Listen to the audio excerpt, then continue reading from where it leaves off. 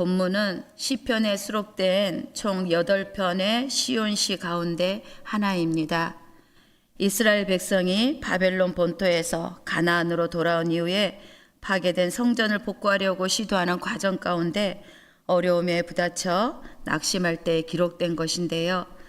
하나님께서 지치고 절망하는 백성들에게 영광스러운 장래를 보여주고 위로하고 격려하는 시를 하겠습니다. 하나님이 택하신 성산 시온, 예루살렘의 아름다움과 또 시온을 통해 이루실 우주적 구원 계획을 노래하는 찬양시입니다. 시온에 대한 하나님의 선택적인 사랑, 또 모든 민족에 대한 보편적인 사랑을 모두 보여주고 있는 시라고 하겠습니다. 여러분, 이 아침에 함께 읽었지만 평상시에도 이 시편 87편을 읽으면 그냥 눈으로 읽고 넘어가는 말씀이지 않았을까 하는 생각이 드는데요. 묵상거리를 찾거나 은혜되는 어떤 부분을 발견하기가 쉽지 않기 때문입니다. 한편으론 지리적인 예루살렘에 대한 남다른 마음이 없기 때문에 그렇지 않을까 하고 생각이 되는데요. 오늘날 이 시온은 하나님의 백성 공동체인 교회를 말하고 또 보다 세밀하게는 우리 각 개인을 말하고 있습니다. 따라서 우리 각자가 시온처럼 특별히 선택받는 존재이고 우리를 통해 하나님의 영광이 나타나며 또 구원의 역사가 일어날 것을 말하고 있는 시라고 생각하면 좀 더 또 은혜가 되지 않을까 싶습니다. 또한 시온이 세상의 중심이라는 그런 신학적 세계관을 반영하고 있기에 시온 예루살렘은 우리가 갈 하나님의 나라의 도성이라고 본다면 또 우리가 더 깊은 은혜가 있을 거라 여겨집니다. 1절에 그의 터전이 성산에 있다고 선언하는데 성산, 이 성이라는 것은 거룩할 성입니다. 그래서 거룩한 산을 말합니다. 그런데 이 시온산은 약 700m 정도의 높이고요. 그 자체로 보면 전혀 특별할 것도 없고 오히려 다른 산들에 비하여 볼품이 없는 산이라고 합니다. 그런데도 성산이라고 하는 것은 그 안에 깊은 뜻이 있기 때문입니다. 하나님의 임재가 있다는 것입니다. 거룩하시며 그래서 속된 것과 구별된 하나님의 임재를 이 말하고 있는데요. 야곱의 모든 거처보다도 시온의 문들을 더욱 사랑하신다고 하시면서 이 사랑하신다는 의미 속에는 하나님의 보호하심이 있다는 의미입니다.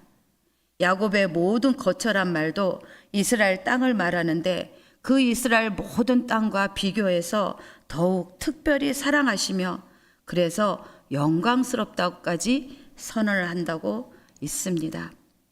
고린도후서 5장 14절에 보면 바울은 이렇게 고백합니다. 하나님의 사랑이 강권하시는도다. 살아있는 자들로 하여금 다시는 자신을 위하여 살지 않고 오직 그들을 대신하여 죽었다가 다시 살아나신 이를 위하여 살게 하려 하심이라고 했습니다. 무엇을 말합니까? 하나님은 모든 피조물을 사랑하시나 특별히 하나님의 의도와 계획이 있으면 더 사랑하시며 그 사랑으로 강권하신다고 말씀하고 있다는 것입니다. 시온이 그렇게 사랑을 받았듯이 우리도 특별히 사랑받는 존재로서 주신 귀한 사명이 있기에 그 사명을 알고 그런 일들을 감당하라고 오늘 말씀하고 있다는 것입니다. 5절에 보면 지존자가 나옵니다. 지존자가 친히 택하신 장소가 시온입니다. 세계의 중심이 시온이듯이 전적으로 하나님과의 관계 때문에 이 시온이 중심이 되는데요. 이 지존자란 말은 그 누구와도 비교 불가하신 지극히 높으신 하나님이란 것들을 하나님임을 의미하는데요. 이 시온은 그렇게 지극히 높으신 하나님이 건설하신 특별한 도시라는 것을 말하고 있습니다. 그런데 이 예루살렘은 어떤 곳이냐 하면 이 솔로몬이 최초로 성전을 세운 곳이고요. 예수 그리스도의 십자가 대속 사건이 일어난 곳이며 그렇게 복음이 시작된 곳입니다. 따라서 시온은 단지 한 도시의 이름이 아니라 하나님의 구원이 시작되고 흘러가는 장소를 의미합니다. 그러므로 구원 계획을 이루시기 위해 특별히 선택된 시온의 영광은 이 도시 자체에 있는 것이 아니라 하나님이 거하신 곳이고 복음을 전하는 그렇게 역할을 감당하기 때문에 하나님의 성이라는 영광이 주어졌던 것입니다. 오늘날의 이 시온은 그래서 지리적 장소가 아니라 하나님과 성도들이 만나는 곳을 상징하고, 그래서 교회에서 우리가 하나님을 만나게 되는 것이고, 교회된 우리 안에 하나님의 임재하심으로 우리가 하나님을 만나게 되는 것입니다. 하나님의 임재하심으로 인하여서 이 거룩함, 영광은 우리가 경험하게 되기 때문입니다. 시온이 영광스러운 존재로 칭송받는 이유가 하나님의 임재하시기 때문이듯이, 우리 안에 하나님이 임재하실 때 우리 또한 하나님의 영광을 반사해내는 존재가 되는 것입니다. 시온을 선택하신 하나님의 뜻이 있듯이 우리 안에 우리가 택함 받아 신부와 성도와 또한 제자와 종으로 세워지는 것도 그 이유가 있다는 것입니다. 그 첫 번째가 시온을 사랑하시듯 사랑받는 복된 자녀로 삼기 위해 우리를 선택하셨다는 것입니다. 단순하고 평범한 땅을 거룩하게 하시고 초라한 곳을 영광스럽게 바꾸신 하나님께서 우리도 거룩하고 영광스러운 존재로 변화시켜 주시기 원한다는 것입니다. 그래서 우리 삶에서 가장 중요한 것은 우리 안에 계신 하나님의 영광을 드러내는 일입니다. 그래서 레위기 말씀에 내가 거룩하니 너희도 거룩할지어다. 또 여러 말씀도 있지만 데살로니가 전서 말씀에도 하나님이 우리를 부르심은 부정하게 하심이 아니요 거룩하게 하심이라. 말씀을 통해 끊임없이 거룩함을 추구함으로 하나님의 영광을 드러내라고 우리에게 도전하지만, 연약하고 부족한 우리 스스로는 이 거룩해질 수도 없고 또 영광을 반사낼 수도 없는 존재라는 것입니다. 그래서 오직 우리 안에 계신 그런 예수 그리스도로 말미암아 거룩해지고 영광스러운 존재로 변화될 수도 있고, 또한 하나님을 영화스럽게 하는 성한 행실로 하나님의 빛을 세상에 비출 수 있다고 말을 하고 있습니다. 이를 위해서 우리는 예수 그리스도라는 그 거룩한 터 위에 우리가 잘 서 있는지 또 세워지고 있는지 돌아봐야 하는데요. 그것을 위해서는 말씀과 기도와 찬양을 통해 우리가 더 하나님께 가까이 가야 할 이유입니다.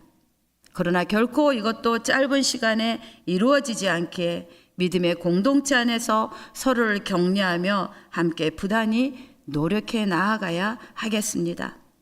두 번째로는 사랑받는 자로서 우리를 통해 많은 사람들이 주께로 돌아오는 놀라운 일들을 일으키기 위함입니다.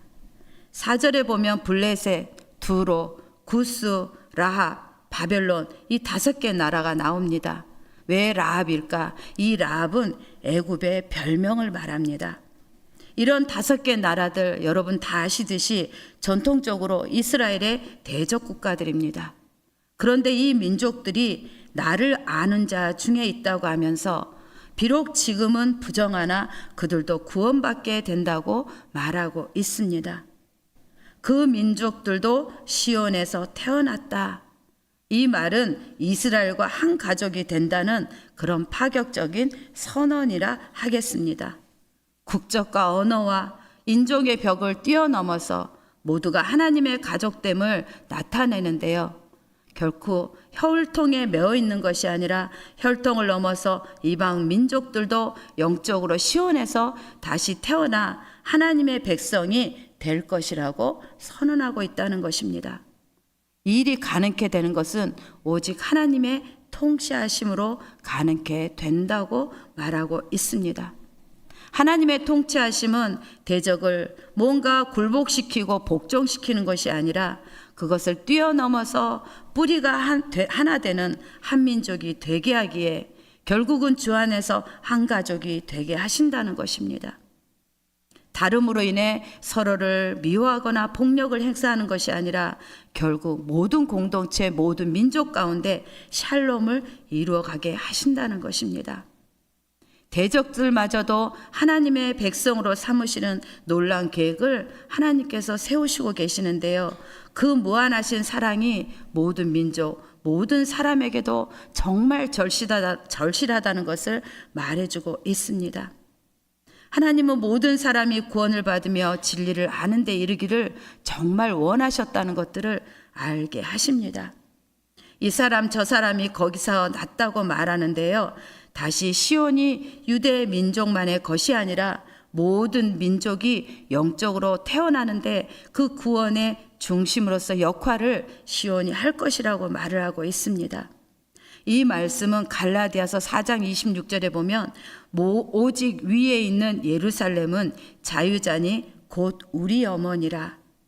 예루살렘을 어머니 도시로서의 역할을 한다고 의미하는데 이 세계의 어머니로 표현하는 것은 이 예루살렘의 회복될 것이라는 이사야 54장의 말씀이 실현되는 것으로서 이 하나님의 주권 안에서 시온은 완전히 회복될 것을 말씀하고 있다는 것입니다. 결국 하나님께서는 모든 사람을 품고 계시는 하나님이시고 모든 사람이 모든 민족이 회복되기를 원하시는 분이시는 것들을 우리로 알게 하십니다. 따라서 우리의 사명도 단지 교회의 내부에만 머물 것이 아니라 하나님 안에서 하나가 되는 세상을 이루도록 힘써야 할 것들을 말하고 있는 것입니다.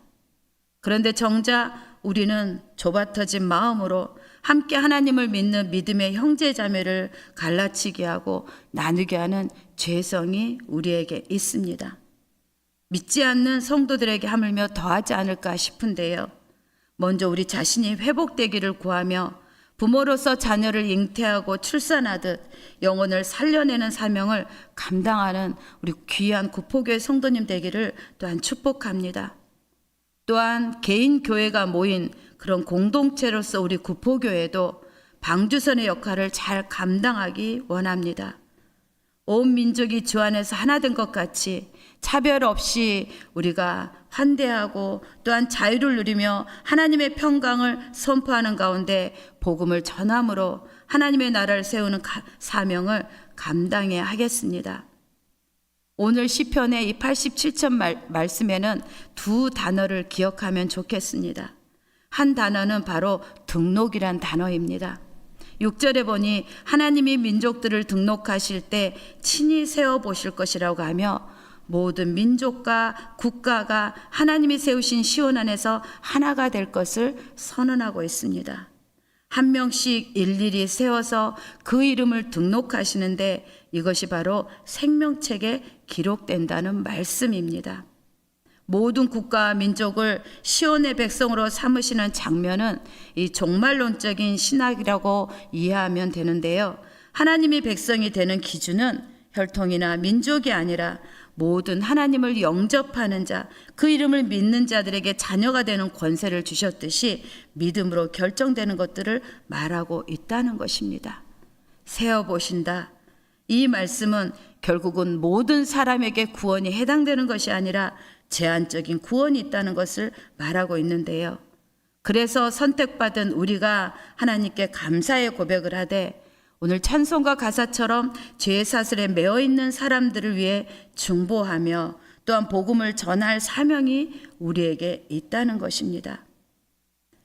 더 나아가 선택받아 생명책에 기록된 자들, 구원받은 자로서 복음을 전하는 자들이 받는 축복이 끝에 기록이 되어 있습니다.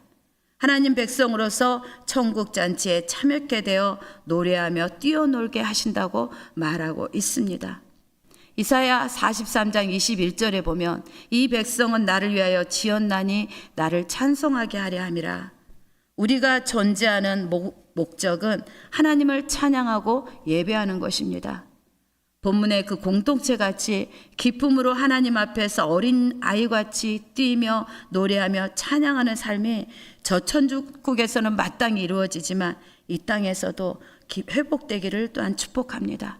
두 번째 단어는 근원이란 단어입니다. 마지막 7절에 나오는데요. 이 근원이란 단어는 생명을 주는 샘물을 그런 이미지로 떠오르게 합니다. 시온을 통해 하나님의 생명수가 모든 민족에게 흘러가는 장면이 연상되는데 구원받는 자의 가장 큰 기쁨은 복음을 통해 또 다른 생명이 살아나는 모습을 보는 일입니다. 나를 인해 누군가 예수님을 믿게 되고 그가 하나님을 찬양하는 모습을 지켜보는 것만큼 큰 기쁨은 없을 것 같습니다. 이것이 바로 시온이 누리는 최고의 복입니다. 오늘 우리도 그 기쁨을 바라보며 복음의 통로로 살아가길 소망합니다. 여러분, 그래서 모교 전도팀을 위해서 기도해 주십시오. 비록 오늘 7절의 짧은 시이지만 깊은 영적 메시지를 담고 있음을 다 또 말씀을 듣는 가운데 우리가 생각하게 됩니다. 시온을 통해 복음을 시작하셨고 그 복음이 이제 교회를 통해 그리고 성도들을 통해 세상으로 퍼져나가기를 하나님이 원하신다는 것입니다. 우리도 복음의 통로되어 시온의 사명을 이어가는 복된 존재들이기에 우리의 삶이 시온처럼 하나님의 구원이 흘러가는 그런 귀한 삶을 오늘도 살아내기를 또한 소망해 봅니다.